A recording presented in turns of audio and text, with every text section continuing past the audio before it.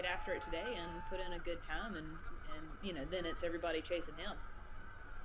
Yeah, the big question, how do they do on the short time trial course? I've been calling it a short time trial course, although Jackie Godby corrected me and said it's actually a longer effort because of the warm-up and the cool-down. As we take a look at our course profile, powered by VeloViewer. Lauren, it's flat at the start. I know you've raced on these very roads of Redlands, California, but once you sort of leave the downtown area is where the climbing really starts. It's really once they go over the freeway, I think, is where this race is won and lost.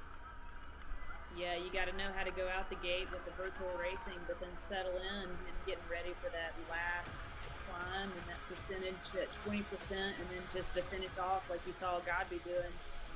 You have to have something left in the tank for that.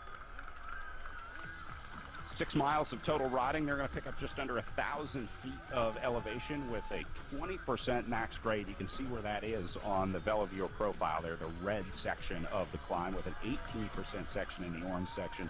For an average gradient of, it's only 3.1%, but most of that comes in the last quarter of the riding. You can see where it really kicks uphill there. So, Lauren, I think there's a lot of riders out there that are glad that this one was retired in 2012 from the real-life Redlands Bicycle Classic. This is not a friendly course for riders that don't like going uphill. Yeah, you're right. But then at the same time, all the climbers that are gearing for Oakland or Sunset, could wish it would stay and be there. They like the climb and the longer bits to it. They don't want sprinters to be anywhere near them because then they have to contest for sprints. So maybe there's some riders that really are glad to have that time trial. Hey, so Lauren, you shared with me before the start of our ride today, as we're just watching our first men getting ready to take off from the start pen. You have some memorabilia with you today from your time at the Redlands Bicycle Classic. We were talking about some of the trophies that the riders keep. Looks like you kept your medal.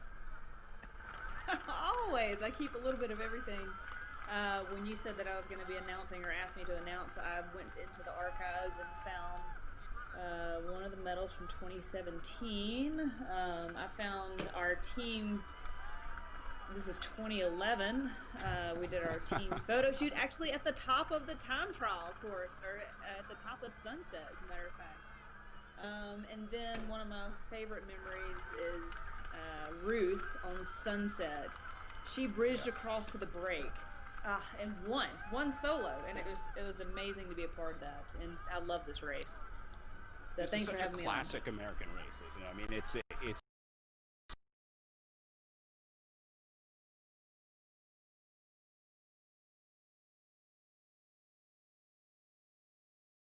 race that just about every American bike racer that's gone to the pros has been through Redlands. They say Redlands is where legends are born. In fact, I think it says on your medal right there. They use that in a lot of their marketing, but it really is true. I mean, pretty much every pro bike racer at some point went through Redlands for at least a year. I would be very hard-pressed to find riders. There's probably a few of the juniors that skip straight to Europe, but pretty much everyone raced Redlands. It's a classic. Did you have any host housing stories, any families that you guys stayed with? And you guys might have been in hotels at Redlands. I'm not sure what your setup was with UHC. No. They're very famous for their host housing. But what I was going to say, that I did cut my teeth in that race. I was a guest rider with Amber Neben in 2009, and I remember Ina Teutenberg, not cutting me any slack, and I think she went on to win that race, as a matter of fact. And I have been time cut at that race. So, everybody, it's usually a good marker or indicator for the rest of the year on how your off-season went. You'd come from San Dimas and kind of prepping, for the season, and then you come into Redlands, and it is full gas, especially with that crit as well. It's technical. It's the first technical crit of the year. And then you have Sunset Loop that is just brutal, and it's a good marker for a lot of the teams and individuals on how they're going to be for the rest of the year. Yeah, a perfect mix of the different disciplines of racing as well, right? You usually get a time trial in there. Most years they have a prologue to open. And then the classic downtown crit, the Sunset Loop Road Race, is, a punchy rolling course. So get a little bit of everything as long as you like climbing, I guess. Most of the road races are pretty tough uphill. They also have that Highland Circuit race. It's usually 5 days of racing at the Redlands Bicycle Classic. And I don't know that there's a single flat day of racing. I don't know that they've ever had a truly flat course at Redlands. The crit. we'll take the Chris flat. Yeah. But even that's hard because yeah. you have so many corners. Yeah, again, Oak Glen, just getting your climber to the base of the climb in his best position and letting them go and have their day. And then you have some reprieve on sunset, but just over and over, it's just relentless. And then, like you're saying, the host housing, they're out there on the course, and going by the fire station every single lap. It's a lot of fun to be at that race, and I sure do miss it. And we talk about the host housing. If you've never been to Redlands, it's not like your normal city. Let's say the homes in Redlands are pristine, museum quality, even you could say. It used to be known as Millionaires Row back in the day, where the millionaires of Los Angeles would build their homes in Redlands, a little bit out of the city, a little calmer. It really is beautiful, and there are some incredible homes in Redlands and along the course. It's one of the best parts, is just getting to see the scenery and racing in the front yards of these really beautiful homes out there. And it always has this really nice smell to it. The orange trees are blossoming, I guess, that time of year, or something's going on. But you've been in the winter, or you've been somewhere training, and it's, like I said, it's the first marker of the year. So, and it's the first warm weather race, or first big warm weather race, and so it just feels good just to be around all that atmosphere. Downtown, you go to the coffee shop, it's packed with cyclists. The poor locals are wondering what's going on. And then, the whole weekend, it's just great. Lauren, I have to share some really tough news that I discovered a couple weeks ago. I'm sure you know Augie's Coffee in Redlands. It was the hub of pre-race activity. Augie's has closed due to the COVID pandemic. Unfortunately, I think they are moving on from their retail coffee business in Redlands, California. So for all the bike racers out there that we're looking forward to getting back and visiting Augie's, I regret to inform you there is no more Augie's in Redlands, California. So we'll pour one out for Augie's out there today. All right, let's get back to our racing. Looks like our first riders are rolling out of the gate. Now, we have Eleanor Wiseman first to take off here. Wiseman was kicked out of her initial start. She had a connection issue, so she lost out on her women's start time. The organizers, acting quickly, got her into the start of the men's race, so Wiseman is going to run her time trial here with the men. Again, it doesn't matter. There's no drafting. It doesn't affect the ride in any way, but we'll be keeping an eye on Eleanor Wiseman, who will be our last woman to finish up here. We'll see if she can beat Jackie Godby's time, although I have a feeling that's going to be really, really tough. Hey, I think that's great that they let her in. In real world racing, this probably wouldn't have happened, so this is a nice added virtual situation. Yeah, they actually have a little bit of leeway in their start time. The way that it works on RGT is that the riders get a start time, and then they have a 30-second window to start, and their time doesn't technically start until they cross the line. It's kind of like ski timing, where they break that laser. Once you break that plane, that's when your time starts. So, really no reason that riders should miss out. Good job by the organizers here, acting quickly to make sure that Eleanor Wiseman gets her chance to ride the time trial here.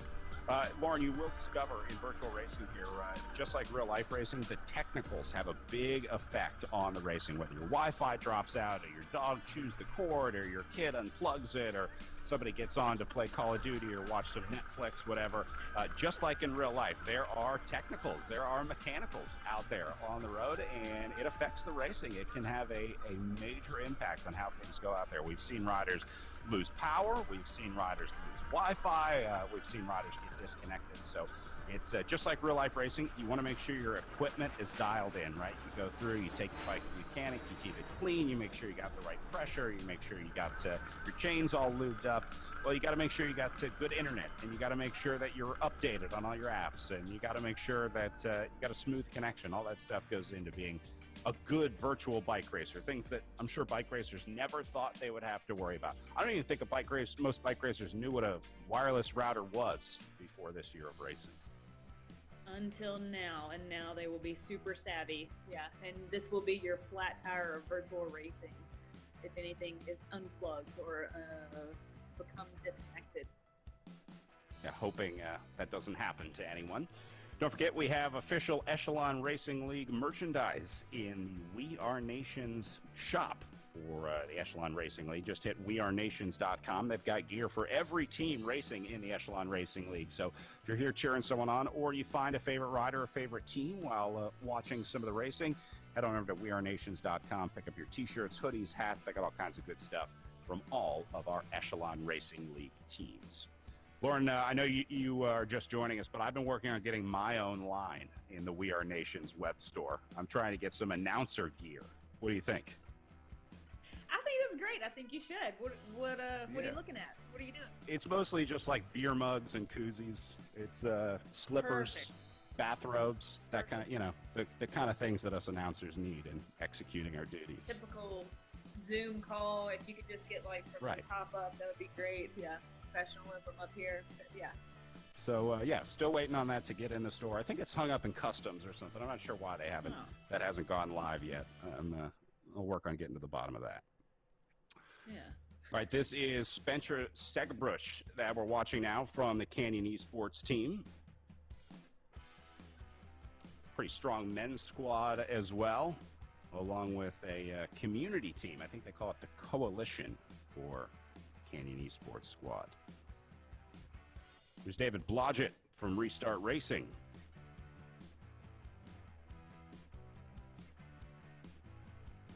So Brad, was your pick today Maine then? For the men? Boy, that's a tough one. It's I'm going to say no because I don't think Maine is a time trialist. I think he's a sprinter. I don't think he was really looking forward to the uphill time trial out there today. I think it's probably a long-distance rider like maybe someone like Patrick Wally for the Insured presented by Pedal Power Team. So we'll see. I like to wait until we have the intermediate splits before I make my calls. That's a little pro tip for you. Just wait until you get the intermediate splits. Then you're wrong a lot less. Yeah, I like to have the finish time, and then I know exactly who to pick. There you go.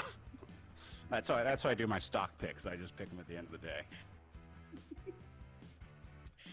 All right, here's another rider that we've seen a lot of in the Echelon Racing League. Charlie Velez for the Canyon Esports team.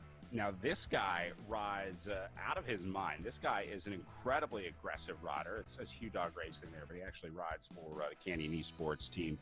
This is a guy that will absolutely break his bike one day on the trainer. I mean, you talk about punishing the bike underneath you. This guy looks for pretty much every watt that he can find underneath him. It's always a pleasure watching Charlie Velez race. Oh, my apologies. Charlie Velez is on Hugh Dog Racing. He was a January 1 transfer. So, Lauren, all the teams, the team transfer window opens up January 1st for the Echelon Racing League for virtual racing. So, a lot of these riders change teams kind of mid-season. So, I'm still getting caught up. Velez moving from Canyon Esports to Hugh Dog. Now you know. Yeah, isn't that always the transition you're trying to figure out? And you get halfway through the season, you know on what every team everybody's on, and then everybody changes jerseys the following year, and it throws you for a loop for a little bit, for a couple weeks. Yeah, as if riders changing teams wasn't hard enough, then the team's got to change the jerseys, and it's just, it's tough out here for us announcers. But we're getting by. We're hanging in there. If anybody can handle it, you can, Brad. You're doing great. I've seen some things in my announcing career. I can handle anything. I grew up announcing Super Week. I can do anything. Yeah. Charlie Velez about to catch Blodgett here, his 32nd rider up ahead. Velez is definitely a rider that we expect to have good results. Here you go. This is what I was talking about, Lauren. Remember I said he beats up the bike underneath him? He just has so much movement on the bike. That's great. Yeah, this is fun part to see also is the pain cave, see how they're actually riding the trainer, riding their bike, throwing themselves around. This is just about as interesting as actually watching the race. Yeah, we're still working on a more accurate translation to the avatar, to the game character, because you're right, it's such a big, they look so calm in the video game, and then we see them on camera, and they don't look calm, let's say. We definitely need a hurt face in the virtual world, please. Brad, are you able to hear me? Hey, we got Frankie back. Frankie, welcome back. I just had to I was trying to talk for like 5 minutes, but I just had to refresh it, and so I'm glad to be back. So I don't know what the heck was going on, but you and Lauren were like, you guys were holding the ship very good. So not a problem. Well, actually, we were talking about virtual racing mechanicals and technicals that you have. So you just had one. You had your first announcer technical. Well, yeah, my second announcer technical after that AT&T truck showed up outside my house the last time. But no, we're all good. That's right. We're all good right now. But one thing you guys were talking about, or not talking about, but you had shown was Charlie Velez, and very aggressive rider, out of the saddle, and he won the amateur time trial that they had last weekend. So he knows this course. He knows the kind of effort he needs to put out. So that's definitely one of the favorites to watch out for today is Velez. Yeah, you can always read those the amateur races the week before. They always give a really good idea of who's going to do well, because it's typically the riders that are out there reconning the course, the riders that are really focusing on getting a good effort, and that usually means doing the amateur race the week before so that they can get a little bit of recon. Here's Chris Navin out of Chicago, Illinois, with the Triple X Racing Kit, one of the larger clubs out of Chicago, and the team of Jackie Gobby, the Triple X Atletico team. Frankie, you see these guys a lot racing around the Midwest. Yeah, Triple X Atletico, definitely. And Navin, he's done 17 Ironmans. I mean, talk about a time trial expert. That's a lot. So he's put in his time. The 39-year-old, like you mentioned, out of Chicago, we can see him out on course right now. So these time splits on, we saw, in the women's race, we saw a couple that were pretty close. The other one's a little bit spread out. I think we're going to have in the men's race a few more that are going to be very close in those intermediate time split on the lower portion of the course, as they're going to be kind of saving something for that 20% grade.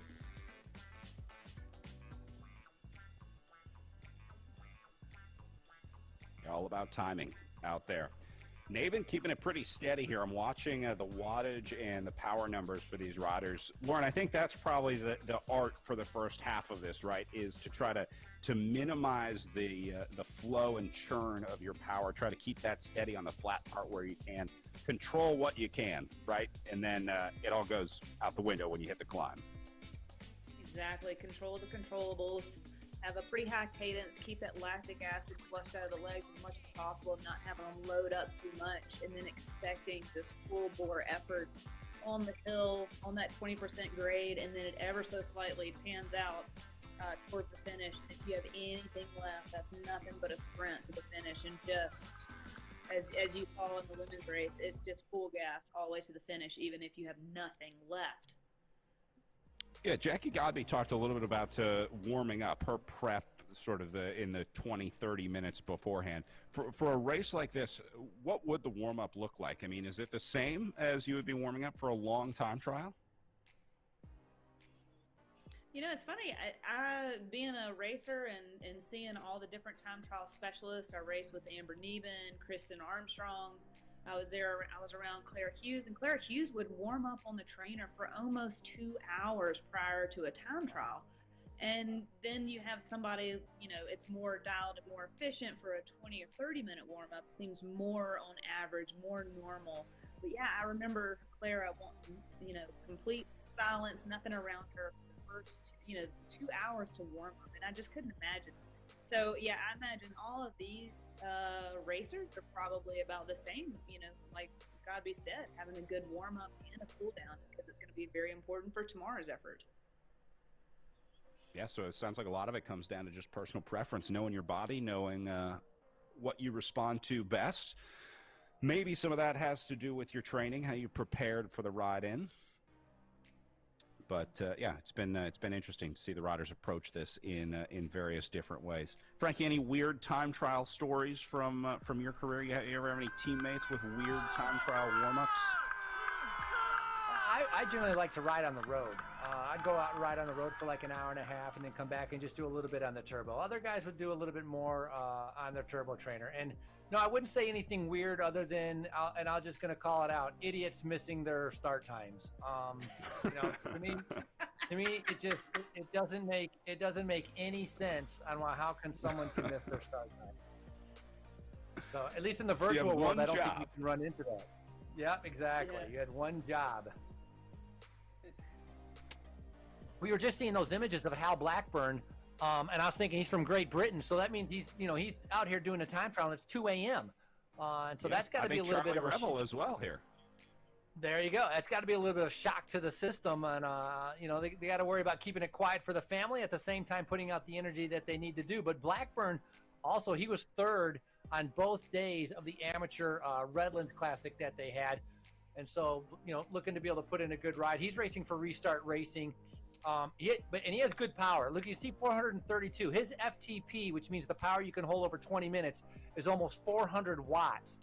Which is a huge amount. So a time trial actually fits into his racing style very well for Hal Blackburn. Yeah, one of those riders with just insane numbers.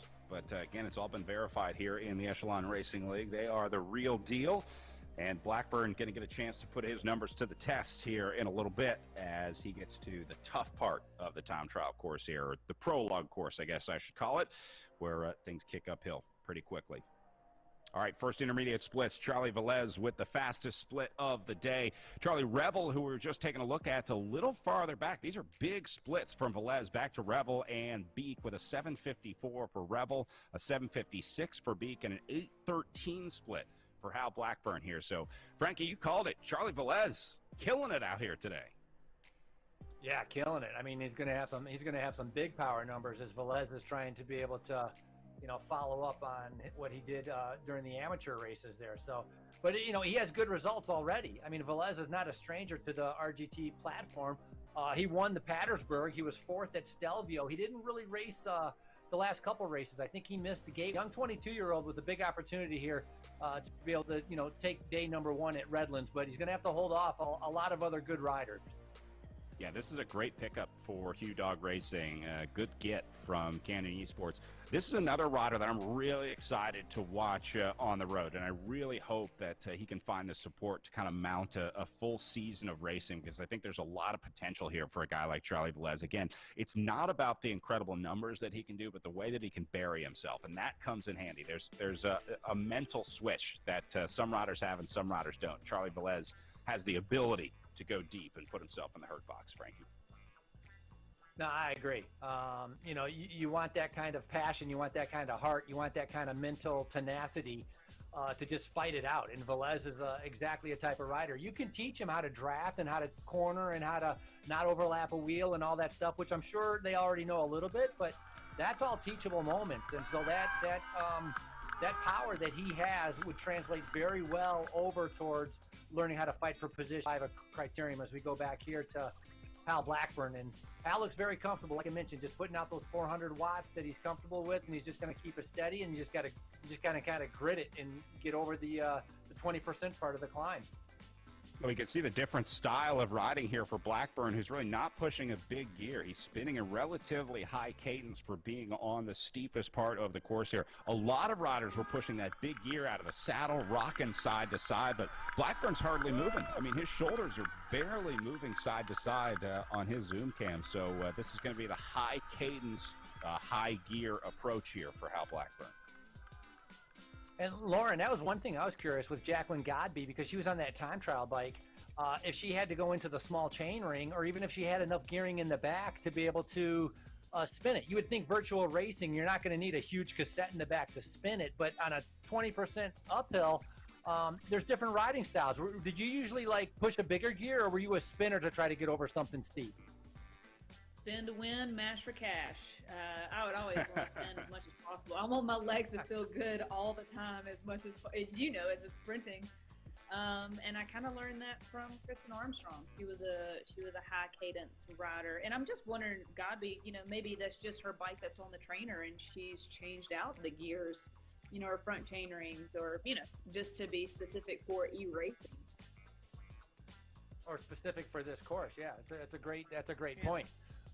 We still have, Hal Blackburn's putting in a good time. Still got to watch out. I'm curious. Tom Thrall, Matt Main, Matt Oosburn. These are all big riders that have done very, very well in some of the other RGT races. And one thing that, Brad, you've talked about this a lot, learning how to race RGT with these corners, maybe not as critical in a time trial like this, because you're not doing repeated laps around the corners trying to keep up with anybody. It's a little bit more of a steady effort.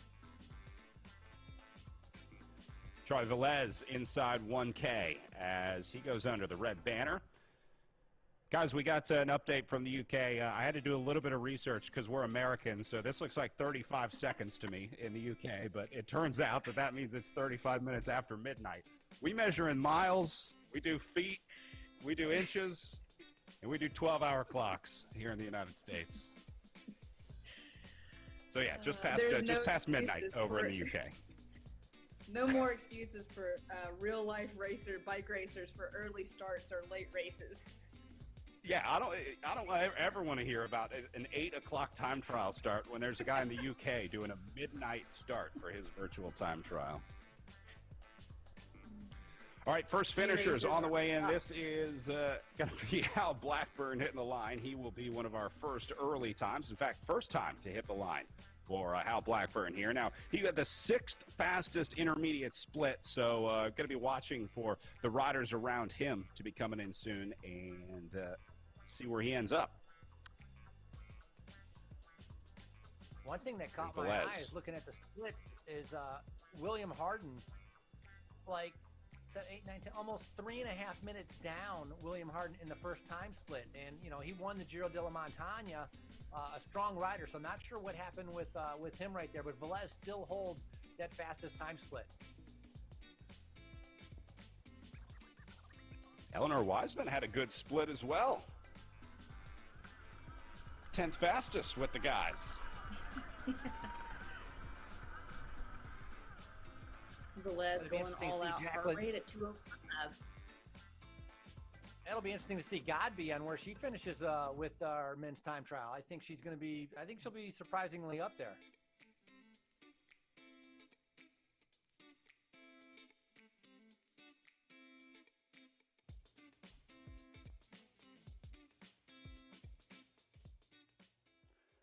There's Michael Swart from Restart Racing.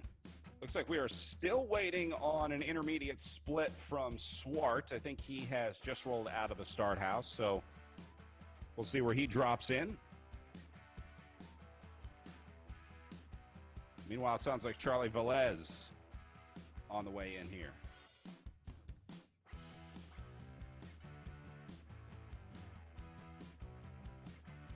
And here we go. You can see the last 300-meter marker for Velez there in the upper left corner of your picture. And I love watching Charlie Velez finish an indoor race.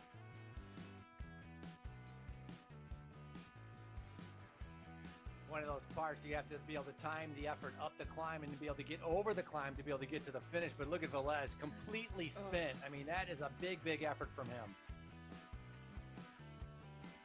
I tell you, ride like that, I hope he doesn't have carbon handlebars because there's some micro cracks in those things after an effort like that. This is one for the alloys. This is one for the old Ritchie handlebars.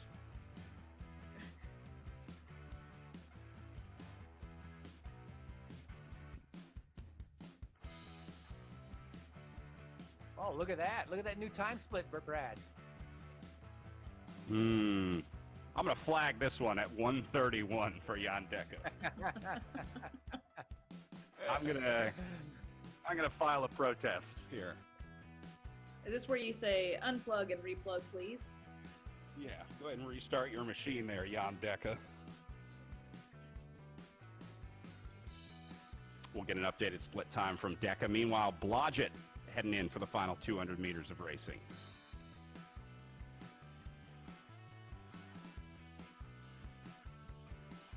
Blodgett for Restart Racing. He's out of Madison, Wisconsin. 450, 470 watts. I mean, this is a big power. It's a big effort he's putting in towards the finish with only about 80 meters to go.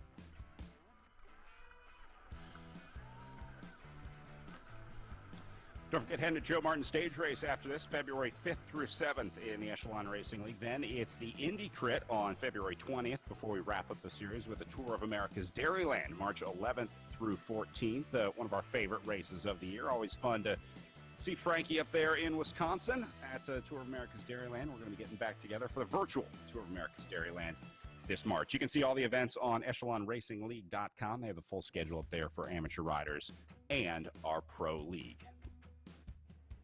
All right, Bika on the way in now. Charlie Beek. Also out of Great Britain, so racing a little bit after midnight, as we were corrected. 24-year-old, racing for Team Tour 2000 as Charlie Ravel now makes his way up towards the finish.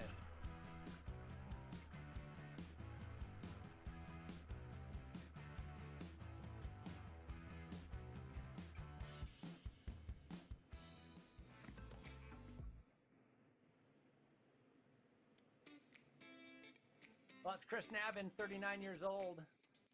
He was 18th early on at one of our very first RGT races, Borrego Springs, racing for Triple X Athletico out of Chicago.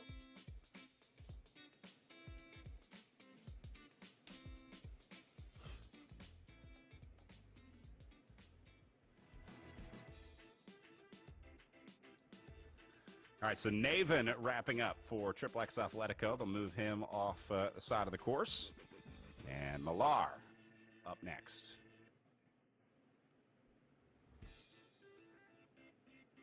Lauren, did you like doing time trials? Does anybody like doing time trials, Frankie? Yeah. Yes. There are absolutely people that love doing time trials. Like, they would get excited for a time trial. I was not one of them. I mean, Kristen Armstrong would be somebody excited for a time trial. Chloe Digert would be somebody excited. Dave Zabriskie. You know, and so there are people that did like it. So now, Lauren, I don't know, not so much probably. No, never. Actually, when I was training for team time trials for World, and you actually ride that bike often. Yeah, I liked them then just to see where my effort was and how I was doing. And I actually think I made the top 10 at Nationals one year, and I was very stoked on that. Other than that, no, do not put me on a TT bike. I do not want to do a time trial. I would much rather have a crit any day, any road race, any day. Yeah, the Venn diagram of riders that like the time trial and like the other disciplines is pretty small. Pretty small overlap between riders that enjoy the time trial and riders that enjoy the other disciplines. Here's Mike Swart for the Restart Racing team, also behind some of our results databases here on RGT and the Echelon Racing League. This is one of the more industrial pain caves that we see. Is that a disco ball in the back left corner? So I will say, Lauren, you missed it earlier. Mike Swart is one of the more fun guys in the league here.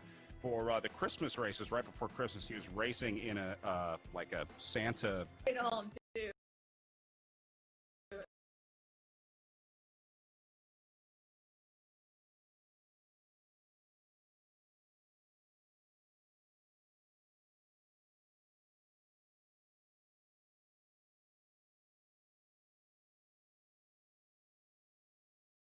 That's great. This guy looks like he's coming for my soul.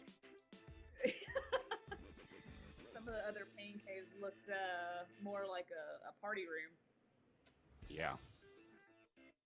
Dance floor. Yeah, we'll take a look at some of our best pain caves for the men here as Millar makes his way in.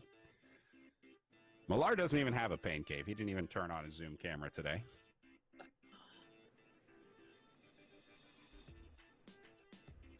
Can't run a Zoom and run the race.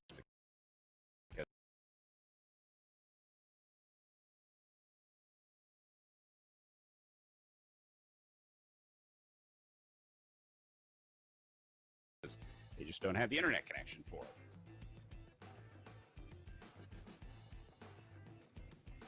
Well, we just saw earlier, Emmett Culp, Hangar 15 was a race invited just for the Redlands race. So glad to be able to see them here as McKinney comes through.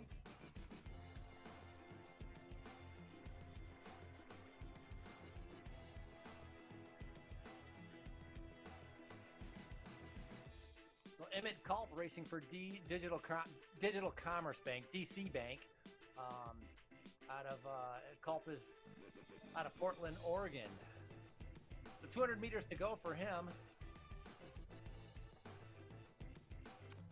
Yeah, we'll let Culp hit the line here and then take a look at some of our finish times coming in now. See if Mason McKinney was able to get past Charlie Velez. Remember, McKinney had the second fastest intermediate split, and looks like he just went through.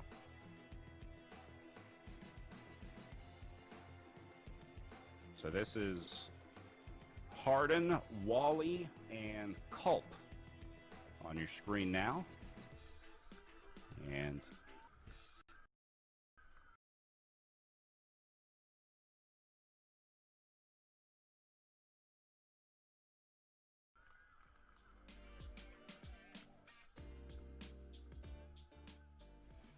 I like the crowd noise. It's a great added touch.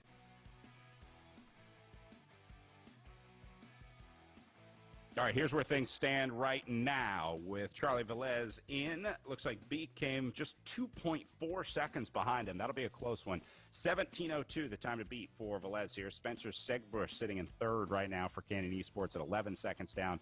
Charlie Revel at 47 seconds down, and Hal Blackburn at 53 seconds down. But still some talent out there on course. Still a lot of riders that are going to have a legitimate shot at dethroning Charlie Velez and trying to knock down that 17:02 time for Velez. Here's Will Harden on the way, and this is a guy who had a good split. We can expect a good time from him.